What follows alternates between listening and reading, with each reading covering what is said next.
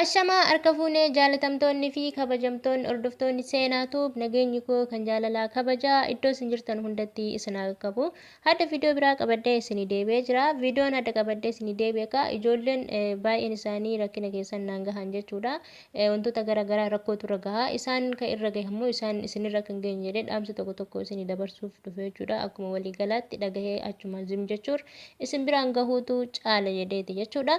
Gara viidiyoo kiyyaarratti osoo isin dura chaayinaali kana haaraa kan taatan baga nagaan dhuftanii subscribe gochuudhaan gara maatii kiyyaatti dabalamaan isinin jedha. Akkasuma hiriyoottan keessaniif share gochuu fi like gochuu hin dagatinaan isinin jedha.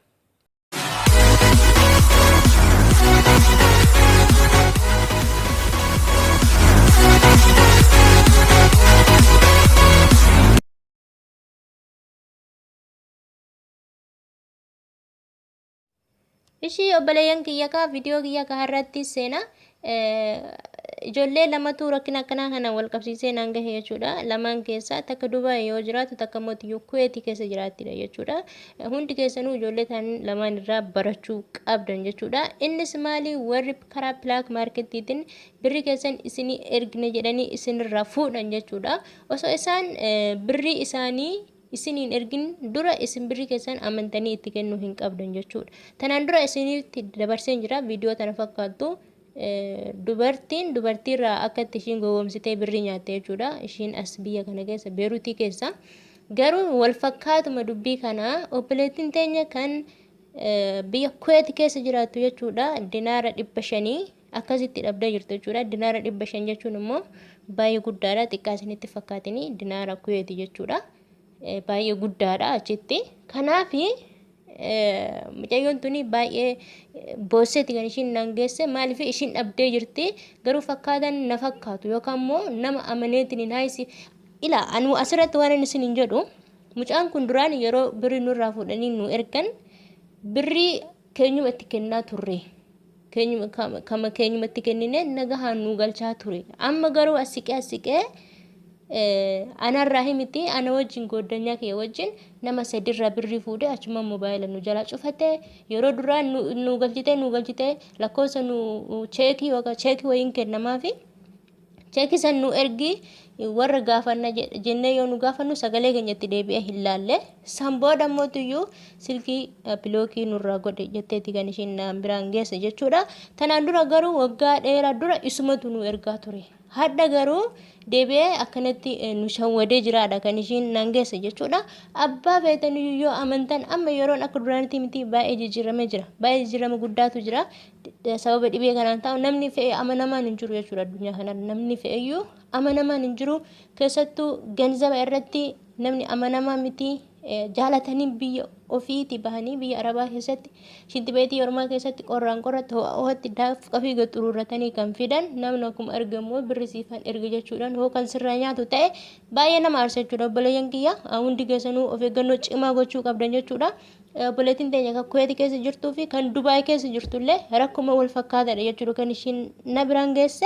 Tun dinaara Kuweet 500 yoo dhabdus kan Dubaay ammoo iyyuu birri isaanii 2,000 dhabde jechuudha. Kanaaf hundi keessaniyyuu sirriitti of eeggannoo cimaa gochuu qabdan jechuudha asirratti.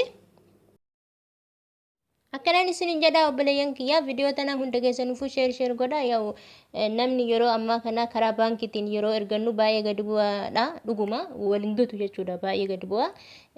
Dabalitiin sasansoquudhaaf matumaanuu dhabuutu dhufa jechuudha. Dabalannaa argachuudhaaf mataanuu dhabuun dhufa waan ta'eef baay'ee nama aarsa. Kun ammoo iyyuu bagaa nyaatee sanii wal fakkaatu waan ta'eef hundi keessaniyyuu yeroo birri keessan ergitan osoo ta'e jechuudha. Osoo dura isinii erganii birri isaanii dura isinii erganii yoo isinirraa fudhatan baay'ee gaarii natti tura jechuudha. Kanaaf hundi keessanuu kan biyya kamii jirtan kan Beerut keessa jirtan kan Saudi Arabiyaa keessa jirtan Kuweet Dubaay Bahrain keessa jirtan jechuudha. Warroonni chaayinaali kiyya hordoftan hundi keessaniyyuu jechuudha biyya garaagaraa irraa yeroo ijoolleen birri isinii ergan karaa Black Marketiitiin birri isinii ergan dursanii osoo ka ofii isinii erganii deebi'anii isinirraa fudhatanii baay'ee gaarii ture jechuudha. Amma yeroo ammaa kana Nama duraan amantuyyuu amanuun baay'ee ulfaataadha jechuudha. Baay'ee ulfaatee jira. Kanaaf hundi keessanuu of eeggannoo cimaa gochuu qabdanii ifaajee keessan irratti jechuudha. Dabarsitanii nama tokko yoo laattan biyya naa gahe maatii kiyyatti naa fayyadame jettanii osoo eeydanuu karaatti hantuuta bishaan butee osin jalaa ta'e hin ulfaata jechuudha. Hin ulfaata. Kanaaf viidiyoo tana hundi keessaniifuu sheer gochuu hin dagatina. Isatti aansee warri Beerut keessa jiraatan jechuudha yeroo ammaa kana hattuun baay'ee hammaatee jira.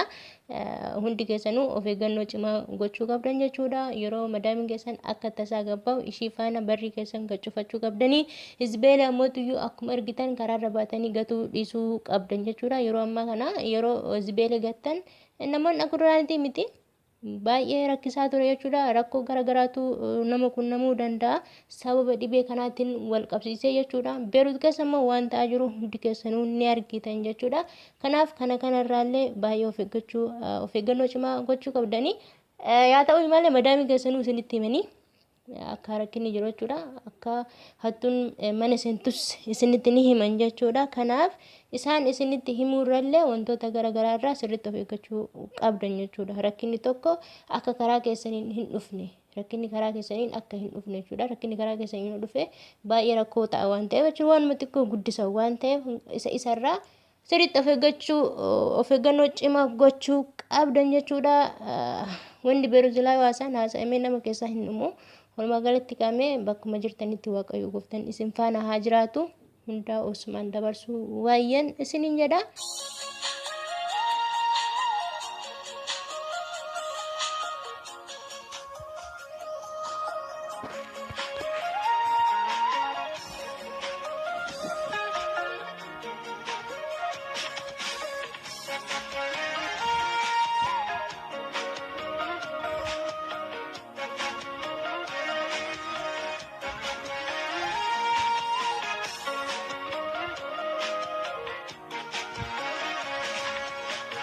Kastane kunu biya bani biya hamba ke safafajane biya hamba ke safafajane biya baun kenye gatole wayo gatole bini suta filer batatane malor batatane Kastane kunu biya bani biya hamba ke safafajane biya hamba ke safafajane biya baun kenye gatole wayo gatole bini suta filer batatane malor batatane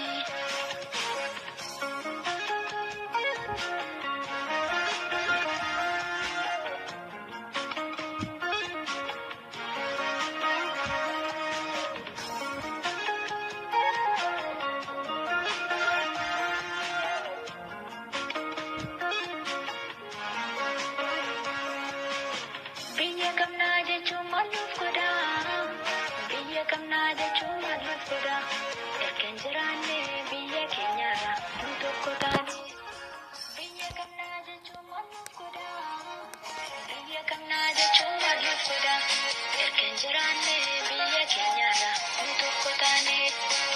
Ameeraan nyaate kan karaatti hafe biyya isaarraa bahe afaan du'aa bu'ee. Kanta busamame, kanta kasadare, nami kodaname, biyya beekni dhaqee. Kankaraan nyaate, kankaratti hafe, biyya isaarraa bahe, afaan du'aa bu'ee.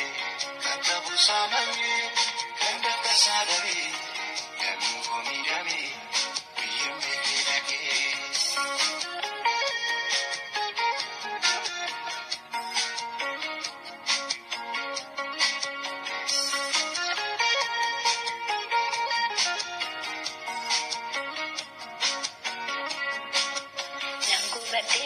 Nangu gade keessa koonnarame lamboe minango duse sende bisare komoko boe no birrado la sette di sabubate kesiko akkastane kun oriyabane wayo riyabane biya hamba keessa fakkachaane malu fakkachane biya boongenya eketule binisota finder batatane malu batatane akkastane kun oriyabane